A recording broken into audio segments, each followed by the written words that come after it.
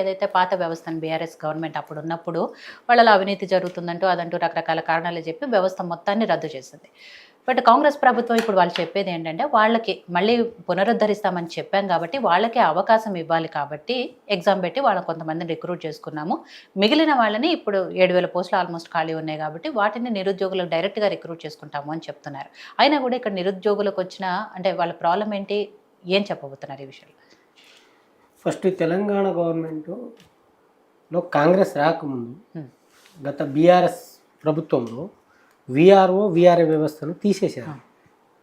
వాళ్ళు కొంచెం గ్రామ స్థాయిలో అవినీతి జరుగుతుందనే ఉద్దేశంతో వీఆర్ఏలో అవినీతి జరుగుతున్నాయి కాబట్టి మేము తీసేస్తున్నామని చెప్పేసి వాళ్ళు తీసేయడం జరిగింది. పూర్తి బాధ్యత వచ్చేసి ఎవరి చేతిలో ఇచ్చారంటే ఆర్ఐ గారు ప్లస్ ఎంఆర్ఓ గారి చేతిలో ఇచ్చేసారు బాధ్యత.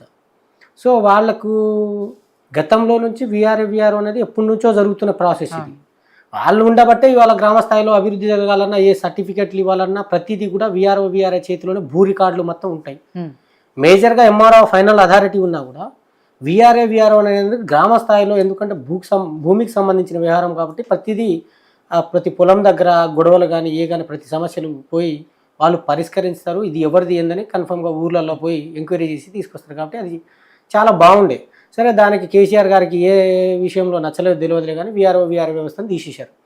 అయితే మన కాంగ్రెస్ ప్రభుత్వం ఏం చెప్పింది మేనిఫెస్టోలో పెట్టి, మేము వీఆర్ఏ పోస్టులను మేము అధికారంలో వచ్చిన వెంటనే వీఆర్ఏ పోస్టులను ఇస్తాము, ఆ నోటిఫికేషన్ ఇస్తాం, మేము మళ్ళీ పునరుద్ధరిస్తామని చెప్పేసి కాంగ్రెస్ ప్రభుత్వం చెప్పింది. సరే, మేము కూడా అదే విధంగా నిరుద్యోగులు నమ్మి ఏం చేసినాం, కాంగ్రెస్ పార్టీకి ఓటేసినాం, గెలిపించుకున్న తర్వాత అయినా కూడా మాకు న్యాయం జరుగుతుంది అనే ఉద్దేశంతో బాగా నిలబడే ఉన్నాం. వచ్చిన వెంటనే కాంగ్రెస్ ప్రభుత్వం అనేది 10,954 పోస్టులు మేము జీపీఓ ఉద్యోగాలు నోటిఫికేషన్ అని చేసి ప్రకటన చేసింది. జియో కూడా చేసింది. డైరెక్ట్ రిక్రూట్మెంట్ ద్వారానే భర్తీ చేస్తామని చెప్పేసి కాంగ్రెస్ ప్రభుత్వం చెప్పింది. అది జియోలో కూడా ఉంది. దాని తర్వాత కాంగ్రెస్ ప్రభుత్వం మరి మా నిరుద్యోగుల పైన ఏ విధంగా కక్ష కట్టిందో తెలియదులే కానీ దాంట్లో వీఆర్ఓలను తీసుకుంటామని చెప్పేసి మళ్ళా ఫస్ట్ ఒక 3,500 పోస్టులు తీసుకుంటామని చెప్పేసి దానికి నోటిఫికేషన్ ఇచ్చింది. నోటిఫికేషన్ ఇచ్చి ఏం చేసింది, దాంట్లో కొంతమంది క్వాలిఫై కాలేదని 3,500 మంది ఎంతో తీసుకున్న తర్వాత మళ్ళీ ఇంకో నోటిఫికేషన్, కొంతమంది మేము మార్కులు వాళ్ళు ఇచ్చిన 4,000 మంది ఏం రాస్తే దాదాపు 3,500 మంది క్వాలిఫై అయ్యారు. ఒక 50 మంది నాకు తెలిసి కొంతమంది రాయలే ఎగ్జామ్, ఒక 100-200 మంది ఏం రాయలేదు. వాళ్ళు మళ్ళా కాంగ్రెస్ ప్రభుత్వం దగ్గర ఏం మొర పెట్టుకున్నారో, తుమ్మల నాగేశ్వరరావు మన పొంగులేటి శ్రీనివాస్ గారి దగ్గర ఏం పెట్టుకున్నారో తెలియదు.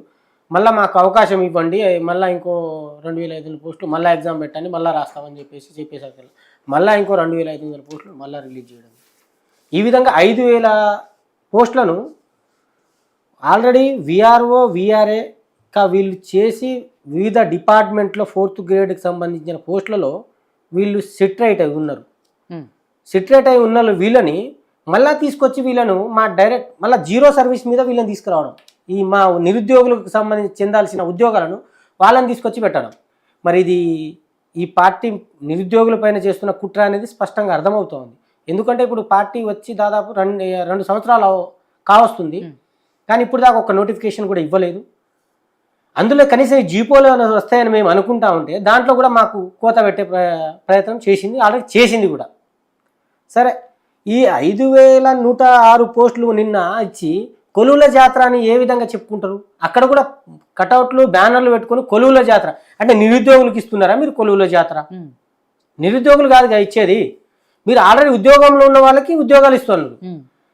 అదేవిధంగా గతంలో వీళ్ళు 5,106 మందికి సంబంధించి గతంలో వివిధ డిపార్ట్మెంట్లో ఉండబట్టే కదా గ్రూప్ 4కి సంబంధించిన ఉద్యోగాల్లో ఈ పోస్టులు తగ్గింది.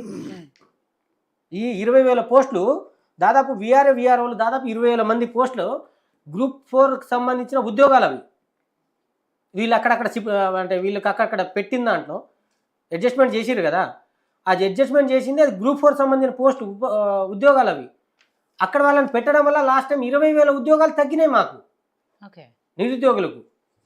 సో మీరు ఇప్పుడు మళ్ళా వస్తున్నారు, అందులో వీళ్ళకి జీరో సర్వీస్ మీద తీసుకురావాల్సిన అవసరం ఉంది. వాళ్ళు రావడానికి కూడా అవకాశం ఏంటి దేనికి అసలు? ఇప్పటికీ ఉంది జీరో సర్వీస్ అనేది. ఫస్ట్ టైం పెట్టినప్పుడు అయితే జీరో సర్వీస్ అన్నారు, కానీ సెకండ్ టైం ఛాన్స్ ఇచ్చినప్పుడు మాత్రం జీరో సర్వీస్ కూడా ఎత్తేసినట్టున్నారు కదా. జీరో సర్వీస్ ఎత్తేసి మళ్ళీ వాళ్ళకి ఇవ్వడం వల్ల ఎత్తేసారు కాబట్టి అందరికీ అందరూ ఈసారి అప్లై చేసుకున్నారు. పోయినసారి 0 సర్వీస్ పెట్టబట్టి కొంతమంది అప్లై చేసుకున్నారు, ఎందుకు సర్వీస్ పోగొట్టుకోవటం అనేది.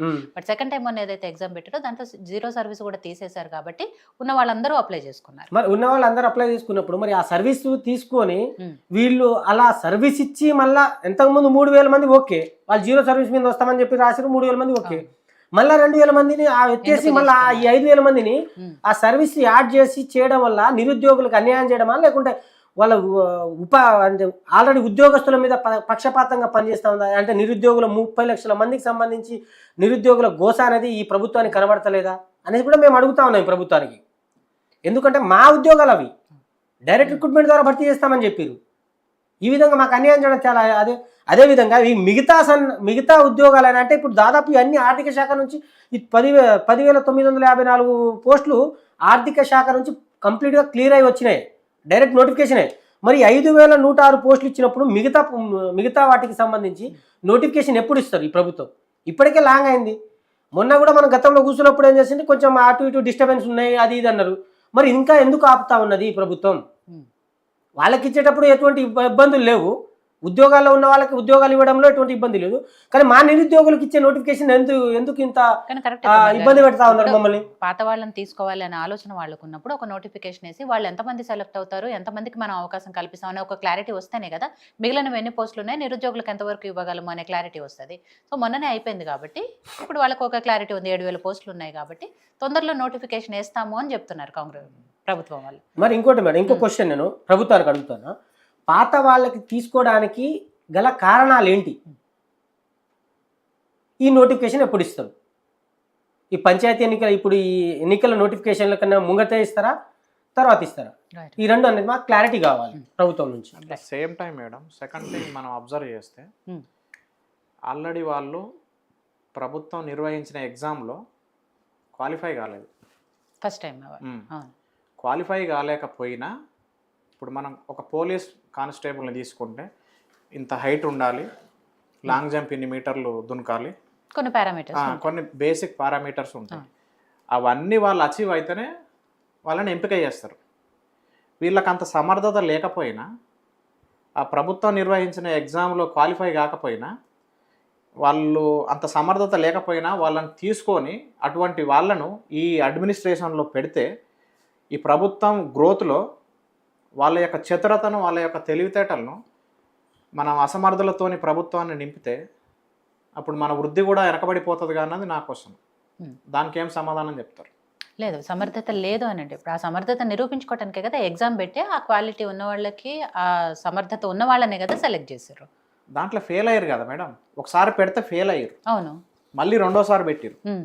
ఇప్పుడు రెండోసారి ఎట్లా పెడతారు అనేది ఇప్పుడు ఇండియాలో కానీ ఎక్కడైనా, ఇప్పుడు UPSC exam prelims once fail అయిన వాళ్ళకి రెండోసారి ఎలా పెడతామన్నా మీరు అన్న పాయింట్ కరెక్టే. కానీ ఫెయిల్ అయిన వాళ్ళు అసమర్థులను పెడితే రేపు ఎట్లా అభివృద్ధి చెందుతుంది అనే దానికి నేను అంటున్నాను.